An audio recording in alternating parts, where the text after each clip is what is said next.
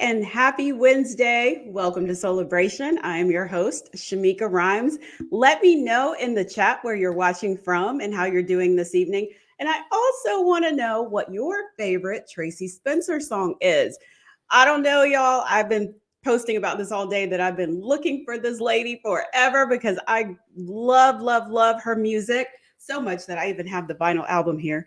And I just was like, she's got to come on the show, especially when I found out that she's got a healthcare background. So, again, share this with your network, drop any questions in the chat. And again, please let me know where you're watching from. And so tonight, like I said, Tracie Spencer's here. She's the beloved R&B singer that we all have kind of been looking for over the past few years. But she recently shared the news that she graduated with an advanced degree in the healthcare field. She's got a degree in behavioral psychology, and she just got a new certification as a certified medical assistant, or CMA. And she's joining me tonight to talk about her passion for healthcare, as well as her passion for music and how the two can intersect. So again, let me know in the chat where you're watching from. Let me know what your favorite Tracie Spencer song is. And I'm sure you all know who she is, but I'm going to just run down her credentials real quick. Tracie Spencer is a singer, songwriter, and actress. She rose to fame in the late 80s as a teen sensation. Y'all remember seeing her on Star Search? Oh my gosh, an amazing talent. So she's also known for songs like Tender Kisses and This House, and she became the youngest female artist to earn a #1 R&B hit on the Billboard charts. She was discovered at such a young age that she even landed her first record deal at 11 years old. That girl's talented. Anyway, let's bring on Tracie because I'm excited to get the conversation rolling. Hi, Tracie. Hello. Welcome to Soulibration. Thank you for having me. I'm so excited to be here. We've got a lot of people in the chat. We've got someone from Harlem. Shout out to Harlem. We've got Arkansas. They're all over the map. Gastonia, North Carolina. And yes. a lot of hearts and love for you so far already. Oh, thank you. I love it. So I know the #1 question, which I'm sure you have gotten this on every single interview you've done. Where have you been? Where did you go? Literally, that is the question.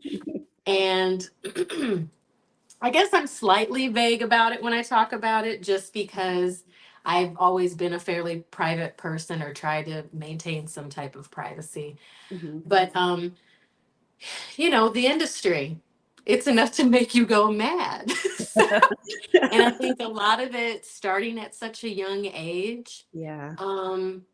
And I mean, I grew up in the industry like a lot of artists, young artists. And it was, I mean, that was like the norm for me. But yeah, as you get older and you're like dating and things change and you mature, you're just like, there's things that I'm willing to tolerate and things I just, don't resonate well with my spirit. And I really thought it was a good time for me to literally disappear. And it always stick in the back of my head when my mom would tell me, if you're not happy, stop. Yeah. Like, things, don't feel bad about it. Music will always be there. And that's coming from my mom who had no musical background. Wow. But she, that's how much she loved her kids, and she just wanted us to be happy no matter what. She was never that. My parents were never the type of parents that were saying, like, pushing us too hard to do something. Like, they would put us in a ton of stuff, and whatever stuck. It'd be like, okay, let's nurture that. Yeah. And see where it goes. But it was about, as long as we were doing things that made us happy. So when I thought about that, I just said, okay, I'm out of here. I'm just gonna step away and pursue other interests, travel, live my life, and see what happens. So did that lead you to going to college to get your degree in behavioral psychology? Because I'm like, what made you decide, like, this is what I want to go to college and major in? My mom was an ER nurse. Okay. And so I used to, whenever I would travel and when I come back in town, if she was at work, my dad would pick me up from the airport and take me to the hospital and I could see her. And I Oh. used to love being in the ER. I loved how wild it was. And I just knew, like, out of all my siblings, I was the only other, kid that was really interested in medicine Mhm. and wanting to take care of people and, that whole thing. So later on, um, I had a family member that had some mental health issues and also substance abuse issues. And that, because it was someone someone I was very, very close to. And I really don't, some people might know who that person was, others may not, and it's not my story to tell. Right. But, you know, we were super close. Mhm. And it became my mission to try to better understand what they were going through. Mhm. Because that's one thing you can say, oh, you can stop doing this or you just do that and it's easier said than done if you're not the one who's living that experience. So I just kind of said, I'm going to go to school and I'm going to learn about substance abuse and mental health and try to help this family member. And as I continued, I thought, well, maybe I'll get my master's and I'll become like a behavioral psychologist, or maybe I'll be a psychiatrist. Mhm. And I realized, no, that I don't think I really want to. Was I it the love it. schooling or was it just like, no, that's not the career path I want to take with this? I don't think it was a career path. I was like, I'm a little nuts. I don't know. How am I supposed to help other people if I can't help myself? No, I'm kidding. No, but yeah, I just didn't know. I didn't want to continue, get my master's, and then go, I don't think I want to do this. But I Yeah. will say it did have a huge impact on how myself, my family, because I was able to at least educate them on better ways to help this individual and um, get them, the help that they really needed, and being able to not feel like, or make them feel like we didn't understand what Mhm. was going on. Okay. And so with that, I felt like it was worth it. And I said, and then once I continued on the path of, help my healthcare path, that obviously goes hand in hand with helping people Mhm. in, the healthcare field. So it wasn't a waste. I definitely felt like I've been able to use it a lot, even Mhm. on myself. And yeah, even through that journey, I learned a lot about myself. So Okay. yeah. So what, like, just for anybody watching that may be dealing with someone that has substance abuse and they don't know what to do, can you give some kind of advice, like maybe a tip or two, to help them with that? I think the key is to listen instead of always telling somebody, this is what I would do, or this is what you should do. You have to listen, Mhm. because addiction, anyone dealing with addiction or just mental illness, um, it's real. These are diseases. And, it's like being a diabetic. You just don't say, hey, eat, don't eat so many carbs. Like, you Mhm. just can't Right. tell somebody that. There's a lot of things that um, someone needs to do in order to heal themselves. So I would just say be more patient Mhm. with that person, um, because they're literally fighting for their lives. And we all know that addiction is something that is a lifelong journey, Mhm. even for people who get sober, get clean every day. It's like you're having to make a conscious choice not to fall back into that trap. Mhm. you Yeah. know it's Yeah. not, people don't choose to become addicts, people don't choose to have mental health issues either. So Mhm. it's not as simple as, oh, you're depressed, well, um let's go party or let's go hang out or let's go watch a Right. funny movie. It doesn't work like that. And that's coming from someone who actually, I mean, I have no shame in saying that I was diagnosed as having major depressive order after my mom passed. Mm-hmm. So I battle with it too. I struggle with it. But I Mm-hmm. also do all the things that I need to do, and I have tools to help me when I feel like, you know, I'm struggling. Okay. Thank you for being open and sharing that, because I think a lot of times some of us, we may feel like I'm struggling mentally, but I don't want anybody to see it, or I don't want anybody to know. And you try to put on this mask and be like, everything's okay. But then there's sometimes, Mhm. like you said, that you just, people, it may be someone just needs someone to listen. It may be someone, they just need somebody to have some compassion. It could be anything, right? It Patience could is be definitely anything. something. Yeah. Patience is key, and just being kind to people because you Yeah. don't know what someone else is going through. And we think somebody's being, you know, annoying or they're frustrated or difficult. And it's like, well, there might be a reason behind that. So let's Mhm. just, you know, be aware, be more aware, and Mhm. just, yeah, have more compassion. Yeah. And I want to remind everybody in the chat, if you have questions, drop them there and then we'll get to them throughout. So I want to go to, so when you were in college getting your degree, did you completely stop music or were you still doing music then at the same time?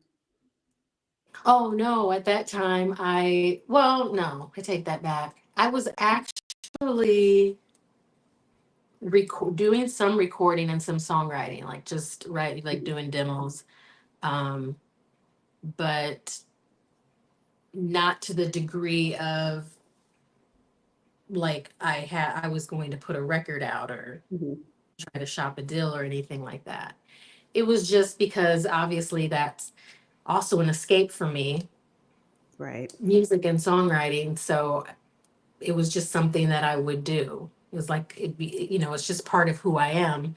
So I had access to doing, working with other producers or hopping in a studio and writing or cutting a demo. But yeah, I started to focus more on the schooling as Hmm. I got deeper into it. Because I was Okay. like, if I'm going in, I'm going all in. I try not to just be like, go halfway. I'm going all in. I'm not a slacker like I was in high school. And I'm just curious, and now I'm being nosy, but while you were on campus, were people like, you should join the maybe a gospel choir or something on on campus? I know we had that on my Oh, campus, but I knew to stay away from the gospel choir because I can't sing. But oh my gosh. No, funny enough, for when I was studying psychology, I opted to do everything online because I just wanted to be a normal student. But funny enough, a couple of my professors figured out who I was. So they would like email me and they'd go, "We know who you are." And I was like, "What does that mean? What do you mean? You know who I am?" It just sounds so like sinister. Like, what? right, like And scary like, movie or I something. was like, what in the world? Like, that was the email. It wouldn't say, "We know who you are, Tracie Spencer." Like, it would just be like, "I know who you are." It's like, okay, so did I get a A on my paper? Like, Right. what is happening? But so no, and I'm glad I actually did that because I think that might have been a little stressful for me. Yeah. Even going back this last couple years, um, I was kind of hesitant, but it was a smaller class, Hmm. and my professors knew they were aware of who I was. Um, but I used like a different name in class Hmm. because I honestly I just didn't want the focus to be on who I was in my life and this and that. I just wanted to see what does it feel like just to not like to be somebody else Hmm. and have people actually get to know me for a couple of years as this other, like in, as this person, which is still me, but Right. without all the stuff, the being a recording Yeah. artist. Mhm. Um, so they ended up discovering towards the end, and they're like, "Girl, how come you didn't tell us? And we didn't know." And I was trying to figure it out, and yeah, so that That's was too funny. funny. Was it Mhm. because you resurfaced on social media? Is that when they were like, wait a minute? That did not help. That did not help. Between Snapchats and TikTok, and yeah, yeah. That's too I funny. failed to realize that you get notifications saying, "Hey, you might know this person," and I'm Oh like, "Oh, no. I forgot about that." So what made you decide to go back for the CMA? Like what was that journey like? Because I'm just assuming that there were a few years in between, getting the degree in behavioral psychology and then doing this Mhm. certification. Um,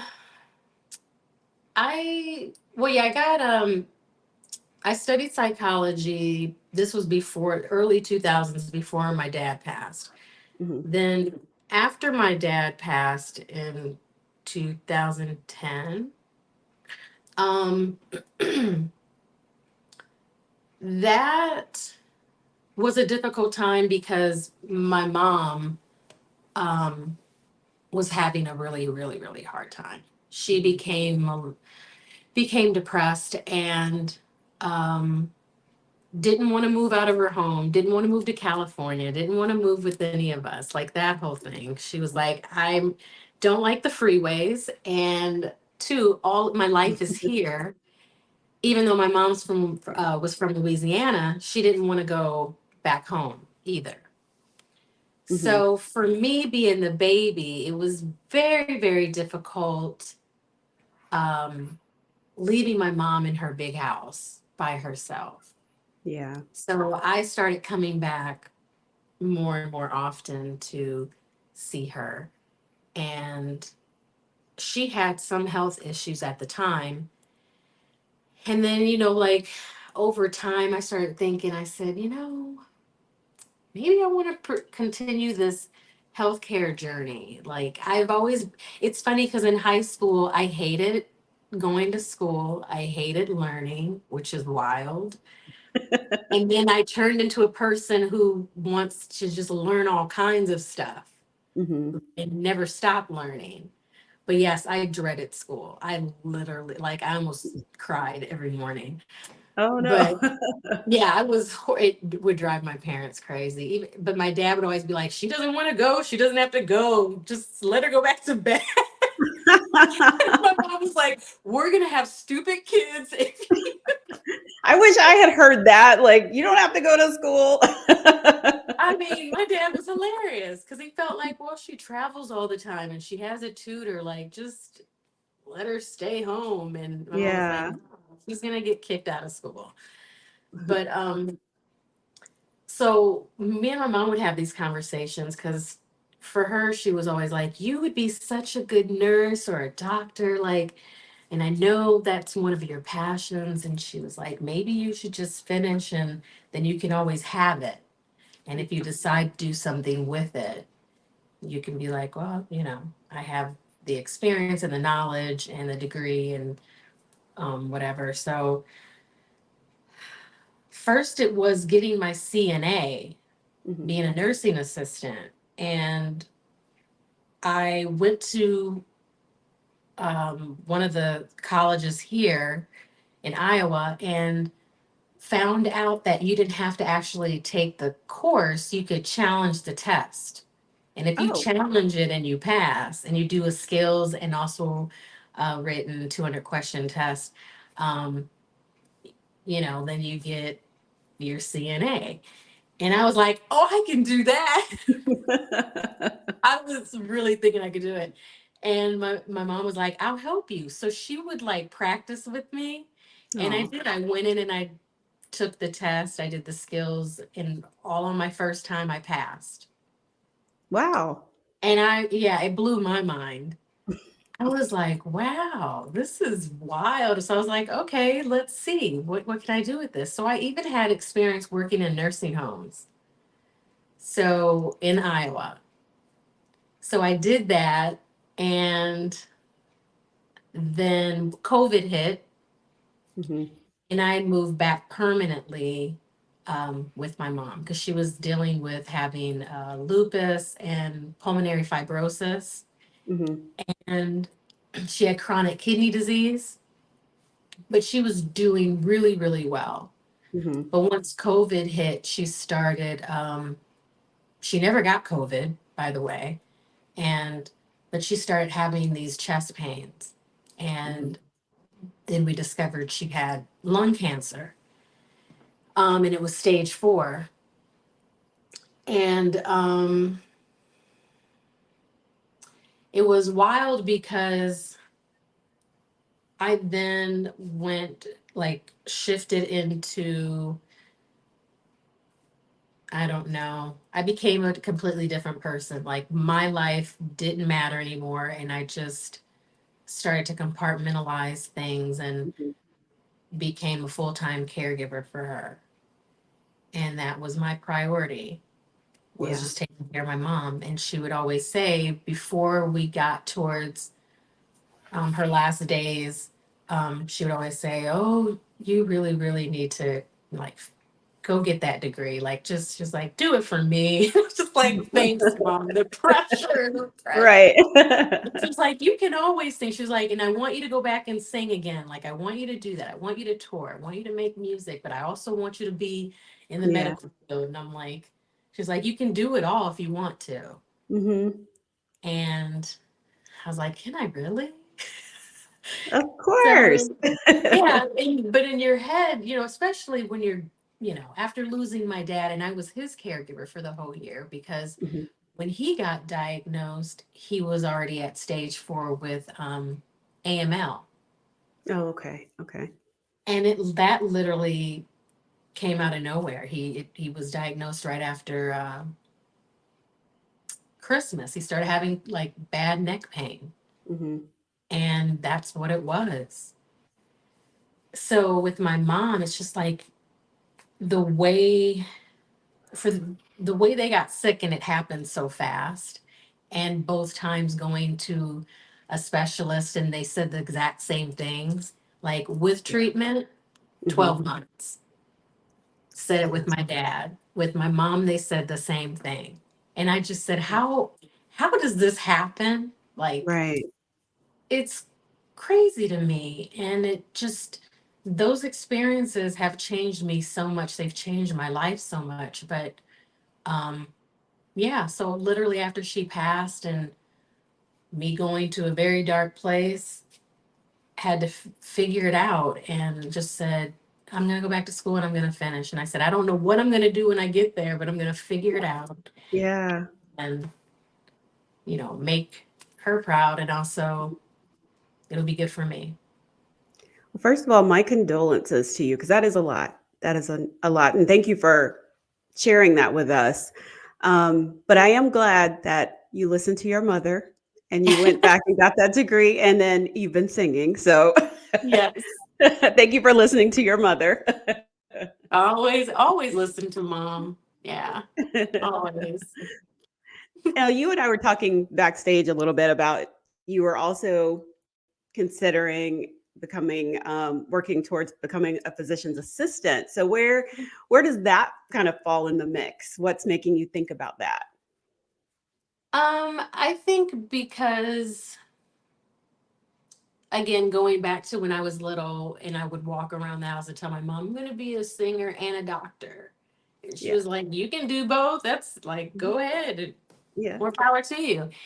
And obviously, through this journey and knowing doctors, I was like, I don't think I want to be a doctor. Mhm. And I just don't think that's a good fit for me. Yeah. But I'm not sure. I've been exploring the journey of becoming a PA, and Mhm. I think that could be a definitely a good fit for me. And that's the thing. You know um I've had friends who just go, oh my God, like, I'm never going back to school, I'm never doing that, never doing that. And People always say, oh, the older we get, like nobody, like, I don't have time for that. And you can Mhm. go back to school anytime. It has nothing to do with your age or your situation. And we use so many excuses not to do something. Right. And I just don't do that. I've always been pretty much a free spirit. I just kind of do what I want to do. Mhm. Um, Within reason. I'm not irresponsible, but meaning life is very short, and what we do with our time here, it matters. And it's like there's so many things we can do. There's so much to learn. There's so much to see. There's so many experiences we that everyone should have. Mhm. And so for me, even if I do continue this journey, and if in between I switch and go somewhere else with it, it's I'm not doing it for anybody else at this point, but for myself. Yeah. I Yeah, don't I know love what that. anybody thinks. Yeah. So how will you juggle, because I know you're doing it now, but how will you juggle healthcare and music, or will you marry the two some kind of way? I guess I could, like, people come to my concerts, someone passes out, I can give them an IV. I don't know. Like the doctor's in the house, the nurse is in the house, I can take care of it. Right. On the Body, I can plane, is draw there a blood. nurse? So seriously, we can do flu shots prior to my performance. There you go. Set up a clinic. I mean, there's lots of things. No, part of me has always said, well, maybe I could open a wellness center, because I'm Yeah. also into um, natural healing as well. Like Mhm.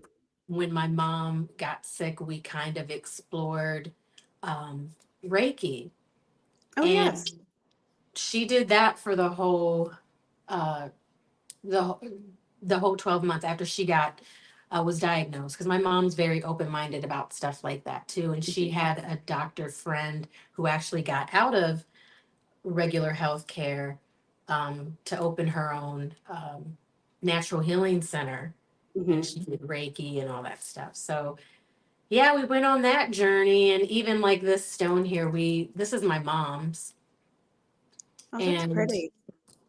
thank you. And then I have one, and how we got them was the lady that would do Reiki on my mom. She had all these stones, and she said, you don't just pick one up and grab it and go, oh, that's cute. This might look good with this. She's Right. like, you look at it, and whatever kind of, whatever you're drawn to is Mhm. what's meant for you. And so this one was drawn to my mom, and she wore this the whole time she was sick. And um, yeah, so now I wear it every now Mhm. and then. Yeah. It makes me think of her. But so I think of that, like trying to marry the two of like modern medicine with homeopathic remedies, and Mhm. get the best of both worlds. So maybe that's what I end up doing. Yeah, and that reminds me, when Ananda Lewis was here a couple weeks ago, that was one of the things that she's been doing for her stage 4 cancer, has been a lot of homeopathic measures and marrying it with some conventional medicines and a little bit of chemo. So I think more and more people are using those holistic measures. I know I've done Reiki before, Love it. acupuncture, Did you all the love it? things. Yeah, oh yeah, I loved it. Absolutely Loved it. I wasn't love. sure what was happening at first. It scared me, but but I eventually grew to love it.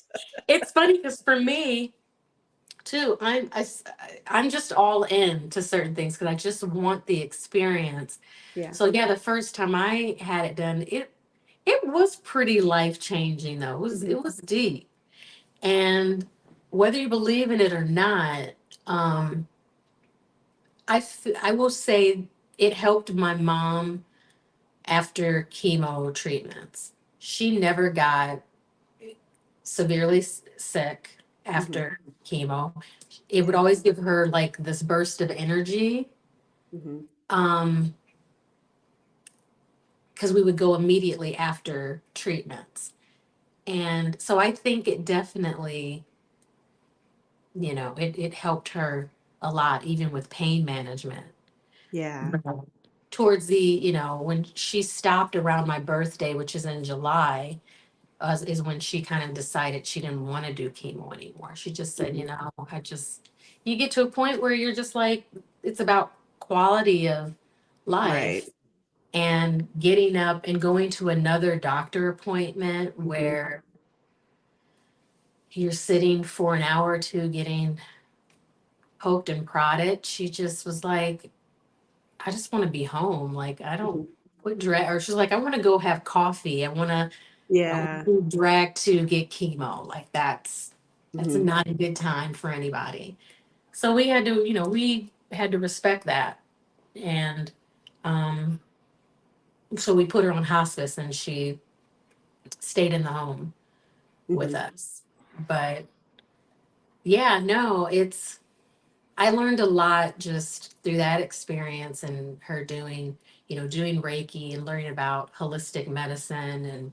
But yeah, I believe marrying the two together, you can Yeah. have a lot of great benefits. Yeah. Mm. I wanted to quickly just kind of double back on something else. You mentioned losing both of your parents and go kind of hearing that same thing from doctors, 12 months, being a caregiver to both of them. What was that toll that it took on your mental health, and what did that grieving process look like for you? Um, Without me crying, Yes, I don't want to make you cry. I let's made her cry manage backstage, that. y'all, and I told her I would be her friend and not make her cry. We are well past that. What they Yeah. need to know is that literally in the first 5 minutes, you had me crying. So that's our relationship. Yeah. My Oprah skills. I'm kidding. I'm kidding. Girl, yes, yes. No, I will say because of being a caregiver, we don't do any self care Right. because all of your energy and time goes into trying to comfort, heal, love on, make, whomever it is as comfortable as possible. I mean, with my dad, because it was hard for my dad was like 6'4". He was a big guy. Mhm. And my mom 5'2". So when my dad's health started to take a turn, it was very hard moving him around or getting him in the car, taking him, to his appointments. But that was I took on that role. And the thing is, as hard as losing people that you love so much and were literally like my number one fans, like Yeah. I could do no wrong, and especially in my mom's eyes. My mom just loved her babies. That was the thing. She was just like, the only thing that mattered to her was her family. Mhm. And so I think that's where I get that from, is I'm very much a nurturer. But I spiraled because I did lose myself. You wake up after losing my dad, it was a little easier because I still had my mom. Right. But once my mom passed and we were all literally by her side in the living room watching her take her last breaths, Mhm. um, I fell apart. Yeah. It was like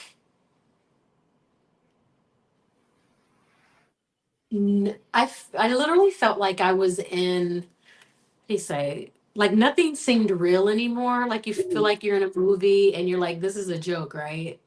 Like this isn't really happening. I'm gonna couple minutes, she's gonna be fine. Yeah. That's where my brain went.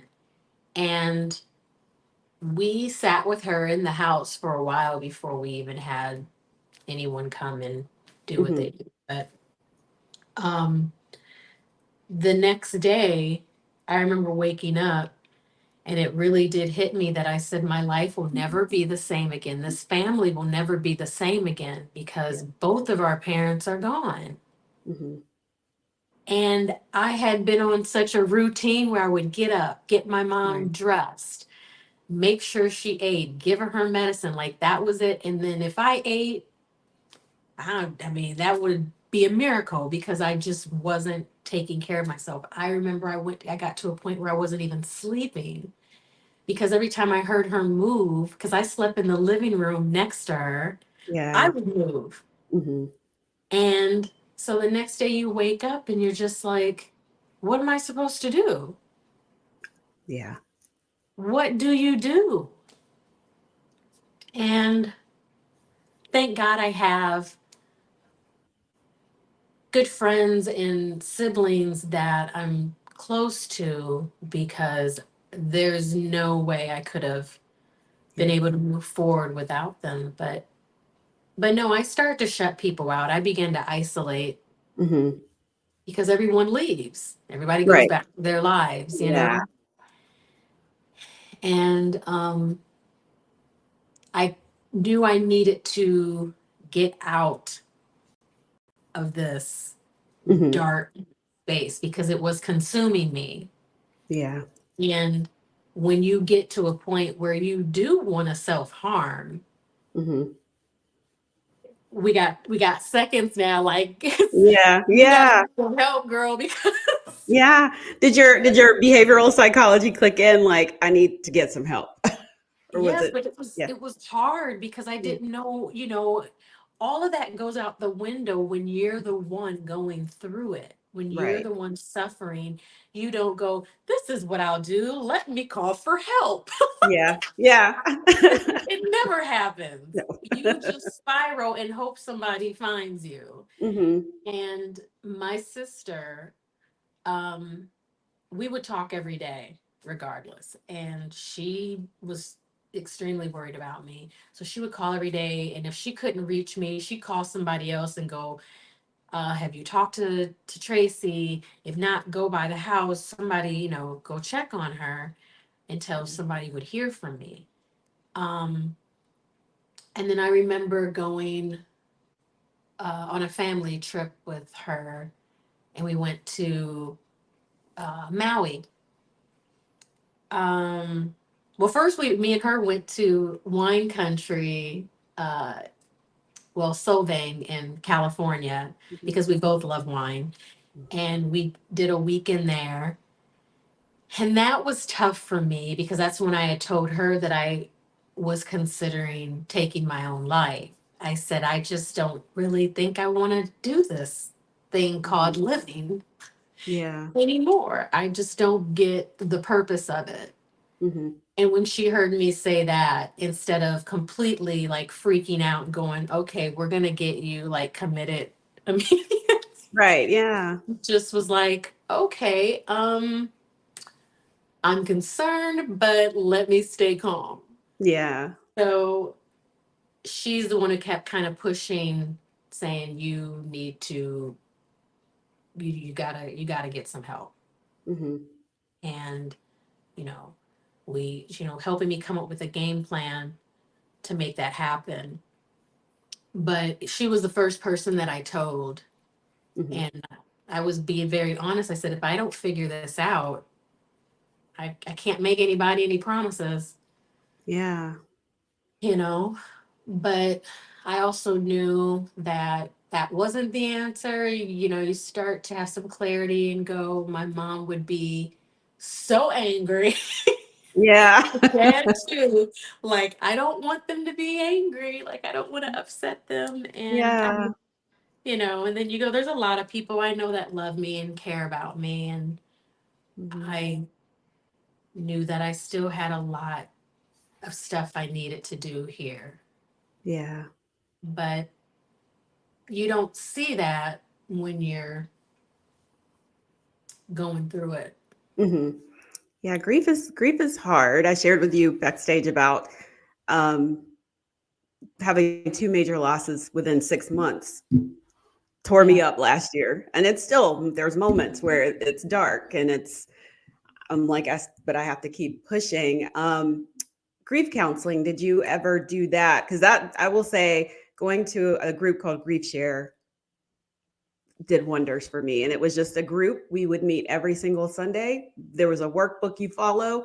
We'd watch a video, then we'd sit in a circle and talk about our grief. And it's 13 weeks. And by the end of it, you're like best friends because you've all cried and done all the things together. You've lifted each Mhm. other up, given each other advice. We still have a text thread and we still meet up once a month to just check in. You doing okay? Well, How are you? yeah. Yeah. No, it's funny you said that because see, so much happens that you start to forget some of the Yeah. stuff that has or that you've done. But after my dad passed, that was something I did with my mom. We Okay. went to we joined a grief counseling group and literally became friends with everybody. Yeah. And you would, it was, yeah, it was a workbook and you would work through things. And then I started journaling more, and my mom started Mhm. writing letters to my dad, Oh. and I would write letters to my dad, and it would just make me, it really does help. Like Mhm. to do nothing Yeah. is not what we should do. You Mhm. have to find something so that you can at least connect with the grief and learn to move through the grief, because it's okay to feel those feelings. I think it's important. That's the only way you can move forward. Right. So if you gotta cry, you gotta cry. If you need to throw some shit, oh, throw it. That's okay. That's okay. You're passionate. It's okay.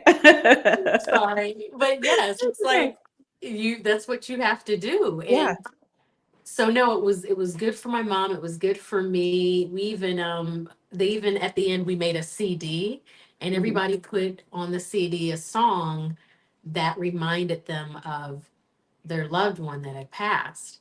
Oh. And we have tons of music of my dad singing because he was a singer. Mhm. And there was he did a version of Georgia on my mind. And so we added that to the CD. Hence Mm. the cat I have, her name is Georgia. Oh.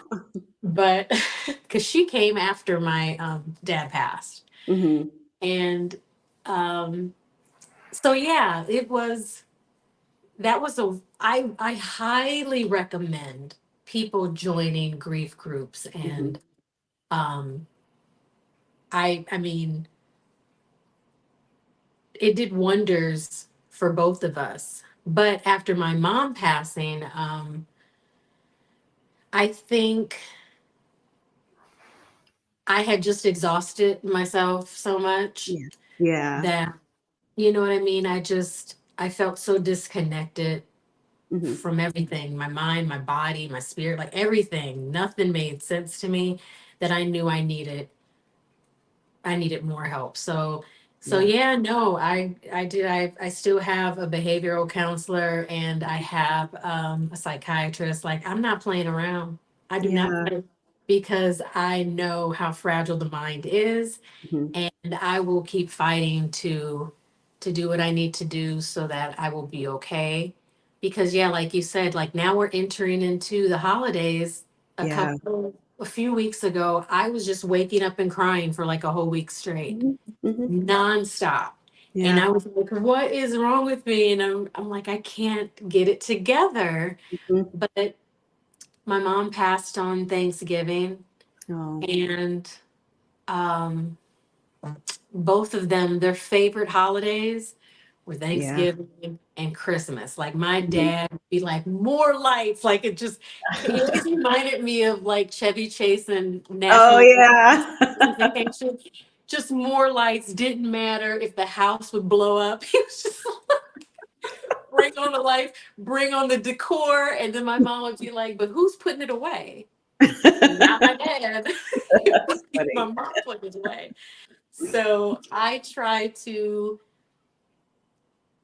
thinking about them through the holidays makes me Yeah. happy because they loved it. So I've already put a tree up in my room, but Oh. I'm starting early. That's okay. That's okay. I see a lot of people in the comments that are resonating. A lot of people are talking about, that they've lost loved ones as well and feeling the same way. There's one where she said she felt aimless and enraged under the surface. Um, Yes. and lack of focus made her seek professional therapy. There's another one that was a caregiver to his wife, and he said he took about 1 to 2 years to get out of the fog. Mm. Um, yeah, a lot of there's a lot. Do you have? I know we're right at time, but do you have time for fan questions, audience Yes, questions? Okay, please, because I've please. been ignoring all of them right now. I'm sorry, y'all. Oh This was so good. no, don't ignore. Ask I know away. these are my co-hosts, so I can't like completely ignore them. I was watching out of the corner of my eye. But I so love it. Phyllis Dawkins has a question. She wants to know: did you feel that the R&B scene around the mid to late '90s changed too drastically for you? Um, not not so much. It was more an internal struggle. It was a struggle with the label. I think a lot of people just don't know that. I mean, when I got signed, I literally think I went through four, maybe 4 or 5 different presidents of the label, and Yeah. so many changes internally in the company with marketing departments. And then they got out of black music and got rid of so many artists, but kept me. And I went, so I'm like the savior of black music. Like, Mhm. Yeah. Right. how am I Yeah. going to do this? Because the world, like, I mean, not the world, but the music industry was frustrated with Capitol for doing that. They're like, Mhm. who gets out of black music? And you guys Yeah. have a history of Nat King Cole, Billie Holiday. Mhm. Like, what are you doing? Yeah. And yeah, and the Beatles, like, just of great music. So, so no, I don't. That definitely wasn't it. But to be outside of it, looking in and watching how much it really did change, and going, Lord have mercy, if I get back in the game, it's a whole different ball game. Yeah. Um, so yeah, now I look at it between social media and you just having to really be your own marketing Mhm. tool Yeah. to, yeah, it's, let me tell you, I know I be on IG, but let me tell you, it's like, it be stressing me out. This stresses me too. I'm like, how do I promote? You're like, what am I supposed to do? Like, but we're actually, me and a couple friends now, and we're starting to come up with some more ideas so that I can really interact more with. I don't like calling people fans because it sounds so weird. I've always said that. I think it's weird. Yeah. So I like to call people like my family, like, like my friends, because Yeah. we're not besties or anything, but they're Mhm. like, you become friendly with the people that follow you. So, Right. so yeah, so my followers, I don't know, I'm not a cult leader, so maybe not that. So I have to say my You'll friends. have to do like a play on your name and call them that maybe. Well, Like, it's funny. I was calling them like sweet teas, and then I found out somebody else uses sweet teas, and then I was like baby teas, and so I don't know. I like calling people sweetie anyway, so I don't know. I don't yeah. know. Maybe we can do a Let's challenge. Someone come up with like a phrase for me to use for my peeps. Yeah. Let's see. Danny Miller wants to know, can you share how your siblings have supported your career and how they supported you in your mental health journey as the music with, dealing with the music industry and losing your parents took its toll? But you kind of explained how your sister was like, you opened the gates to that to tell her what was going on. But what about your other siblings? Um, it's the same. They We're always there for each other. Hmm. Literally always there for each other. If I know that if like I was having a heart issue a couple years ago, I had an SVT, what is it, super ventricular tachycardia, Uh-huh. and they think that was brought on from all the stress. And I thought I was dying, and I called one of my brothers and said, "You got to come get me," because Mhm. I wasn't anywhere near like anybody else to come get me. And so so it's easy. Like he will drop what he's doing in a heartbeat. And that's how my Mhm. siblings are. They will drop everything just for family. and to be there. So no, even through my musical career, because my sister in the beginning was also my fashion stylist, so she would Hmm. travel with me. And then my brother Dino, he co-wrote songs with me, co-produced. Um, so we've always been like that tight knit industry family. But obviously, as I got older, then I wanted more freedom. Hmm. But still, if I needed my family, they were always, you know, there for me. But my Yeah. sisters, we had some issues in between because we're 5 years apart, and it's typical with sisters. Like, Hmm. you're gonna go through your ups and downs, but she's honestly my best friend. She really is. Yeah. We literally talk every single day. Hmm.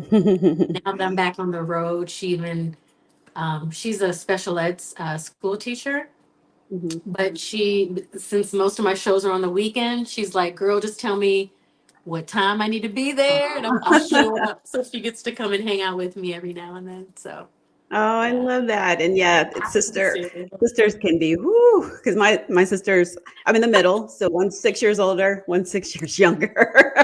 So Oh it's wow. ooh, Jesus. Girl, I know it can be tough. Like, people are It thinking can your be. sisters. That's so nice. No, she wanted to kill me on many Right. occasions because as much as we look alike and sometimes act alike, we are really different. Hmm. So imagine me as a kid who was just hyper and singing nonstop. She was ready to kill me. Yeah. Oh, I bet. Let's see. We've got another question from Algie Thomas. He said, "Are Oh, I you going know to him. release?" Ah, he said, "Are you going to release any new music, and will we get a tour?" Good question. Yes, good question. I am in the process. Good art takes time. Hmm. And so, yes, I'm in the process of figuring out the songs and exactly what direction I want to go in.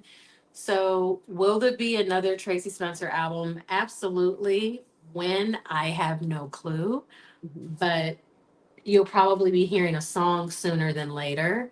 Okay. And as far as a full blown tour, still working on that. Hopefully, sometime next year, you know, I can be more booked and busy is really the goal. Yeah. Okay. Shelly Morris says, as a child in the music industry, did you feel the pressure to compete with adult artists back then? And then, Shelly, I know you've said this a lot to people. I'm your biggest fan. I'm just messing with her. She's my co-host on my other podcast. Aw, we were alone. Did I feel pressure?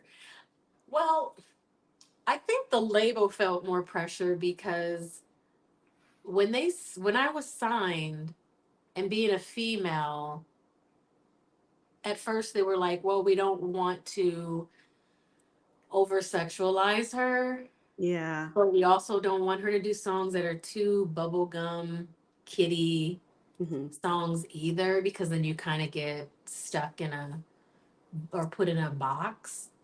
And so that was the struggle. That was definitely more of a struggle for the label. Hmm. Um, and obviously for myself too, I didn't want to be over sexualized either. But it really, it's you do what you can, but it is very hard because I did like singing more adult themed songs, even though I had no clue about what I was talking about, especially on the first album. I I kind of they would educate me. So whoever I was going in the studio with, so they could Hmm. pull that out from my vocal. It was like Okay. an educational journey, like doing that record. Because I mean, I was obviously not dating, having a boyfriend. I had never kissed anybody. I didn't know what was going on. But so I think it was just trying to find the balance. Like, Hmm. what do we do? So but I was very happy with the first album. And Yeah. because I think young and older adults loved that record. Mm-hmm. And so by the time I did the second album, even though that was still like, okay, what do we do? She's 14 now. Like, Right. where do we go? She's still a child. Yeah. At least at that point, I was able to write. And my dad always called me an old soul because um, I wasn't like the typical kid. Obviously, I liked hanging out and playing, with the Barbies and stuff like that. But Mm-hmm. I really preferred like hanging out with adults. I Mm-hmm. liked having like listening to those adult conversations.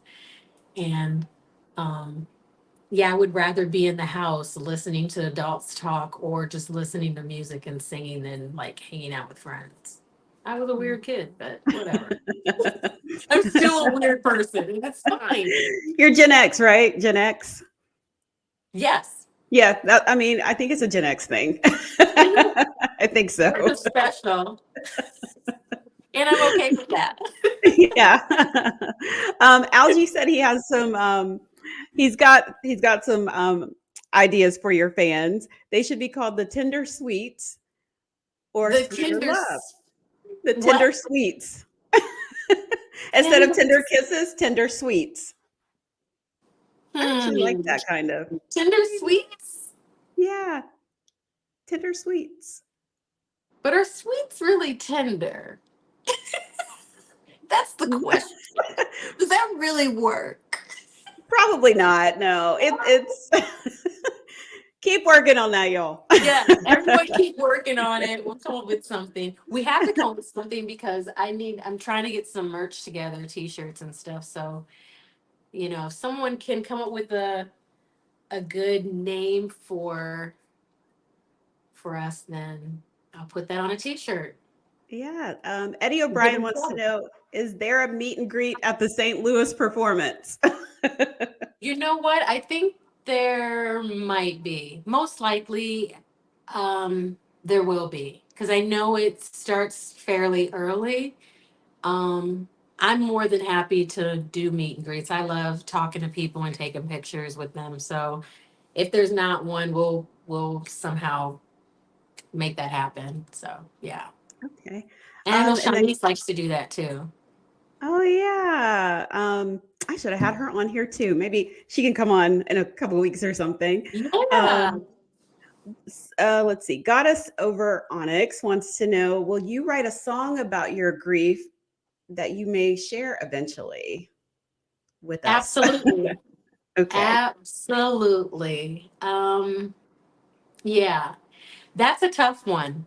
That Yeah. is really, really tough. I do Mhm. know that when I can go to that place and get it all down and figure out, yeah. I mean, I think it'll be beautiful.